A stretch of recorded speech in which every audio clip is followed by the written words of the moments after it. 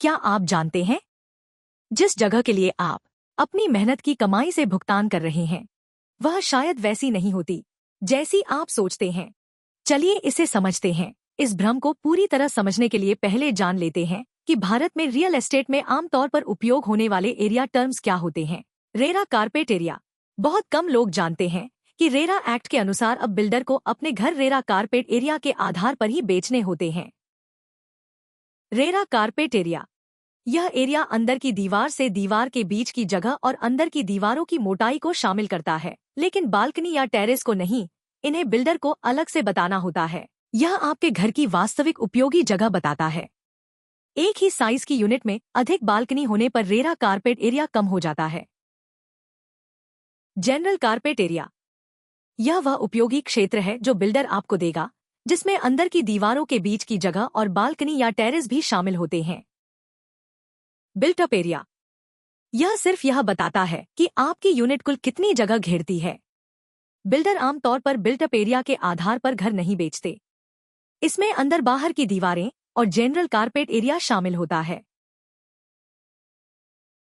Super area. हालांकि builder इसे मापने का कोई मानकीकृत तरीका नहीं अपनाते, लेकिन आमतौर पर वे यूनिट का बिल्ट अप एरिया और सभी कॉमन एरियाज जैसे लिफ्ट एरिया, टॉवर लॉबी, सीढ़ियां, कॉरिडोर, शाफ्ट या ducts, green area, pool, club house और अन्य सुविधाओं का अनुपातित हिस्सा इसमें शामिल करते हैं। अब जब आप सभी एरिया शब्दों को समझ चुके हैं, तो यह जानकर आपको आश्चर्य होगा कि रेरा एक्ट द्वारा अनिवार्य किए जाने के बावजूद बिल्डर अब भी देश के अधिकांश हिस्सों में अपने प्रोजेक्ट्स की बिक्री सुपर एरिया के आधार पर ही कर रहे हैं।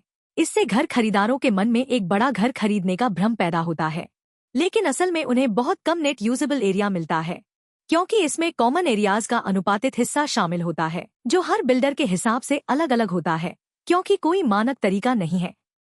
आपको जानकर आश्चर्य होगा कि आजकल बिल्डर लोडिंग 40% से 45% तक रख रहे हैं, जिससे केवल 55% से 60% तक का जनरल कारपेट एरिया ही खरीदार को मिलता है।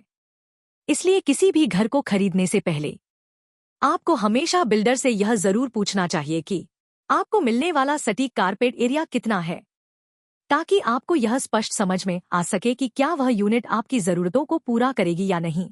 और सबसे अहम बात, आप यह जान सकें कि आप अपने घर की असल यूजेबल जगह के प्रति स्क्वायर फीट कितनी कीमत चुका रहे हैं, और आप इसकी तुलना अन्य प्रोजेक्ट से ठीक से कर सकें।